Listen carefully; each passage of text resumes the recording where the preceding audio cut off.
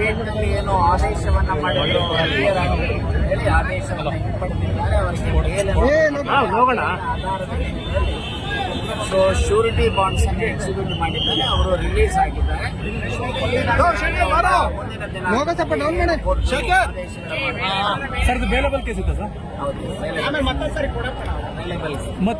It is a PCR filed by somebody. It is not a case filed by the prosecution. Private party ಮಾಡಿರ್ತಕ್ಕಂಥದ್ದು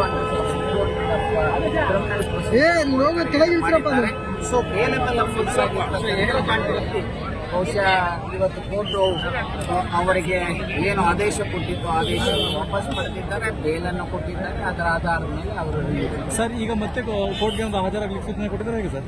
case ಆಮೇಲೆ ನೋಡಬೇಕು. ಇದ್ರ ಮೇಲೆ permanent exception ಹಾಕೋದಕ್ಕೆ ಅವಕಾಶ ಇದೆ, ಇದನ್ನ ಕ್ರಾಶಿಂಗ್ ಹಾಕಲಿಕ್ಕೆ ಅವಕಾಶ ಇವೆಲ್ಲವೂ ಇದೆ. ಲೀಗಲ್ ಪೊಸಿಷನ್ ಅನ್ನು ಎಕ್ಸಾಮಿನ್ ಮಾಡಿ ಮುಂದಿನ ತೀರ್ಮಾನಗಳಲ್ಲಿ ಆ ಕ್ರಮವನ್ನು ಜರುಗಿಸ್ತಾರೆ. ಸರ್ ಯಾವ ಆಧಾರದಲ್ಲಿ ಕೋರ್ಟಿಗೆ ಬರಲಿಕ್ಕೆ ಸೂಚನೆ ಕೊಟ್ಟಿದ್ದಾರೆ ನೋಡಿ, ಅವರು ಡಿಫಾರ್ಮೇಷನ್ ಆಗಿದೆ. ಸರ್ಕಾರದಲ್ಲಿ 40% ಕಮಿಷನ್ ವಿಪಣನೆಯಲ್ಲಿ ಕೊಟ್ಟಂತ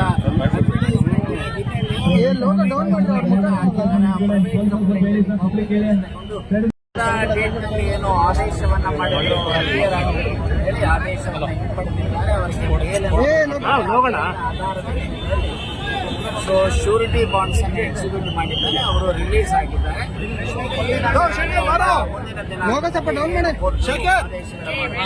ಸರ್ ಬೇಲೆಬಲ್ ಕೇಸ್ ಇದೆ ಸರ್?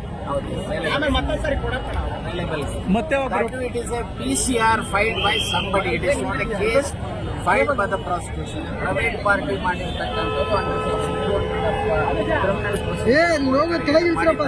ಸೊ ಬೇಲೆಬಲ್ ಅಫೆನ್ಸ್ ಆಗಿರ್ತಕ್ಕಂಥ ಬಹುಶಃ ಇವತ್ತು ಕೋರ್ಟು ಅವರಿಗೆ ಏನು ಆದೇಶ ಕೊಟ್ಟಿತ್ತು ಆದೇಶವನ್ನು ವಾಪಸ್ ಪಡೆದಿದ್ದಾರೆ, ಬೇಲನ್ನು ಕೊಟ್ಟಿದ್ದಾರೆ. ಅದರ ಆಧಾರದ ಮೇಲೆ ಅವರು ಸರ್ ಈಗ ಮತ್ತೆ ಕೋರ್ಟ್ಗೆ ಒಂದು ಹಾಜರಾಗಲಿಕ್ಕೆ ಸೂಚನೆ ಕೊಟ್ಟಿದ್ದಾರೆ ಹೇಗೆ ಸರ್?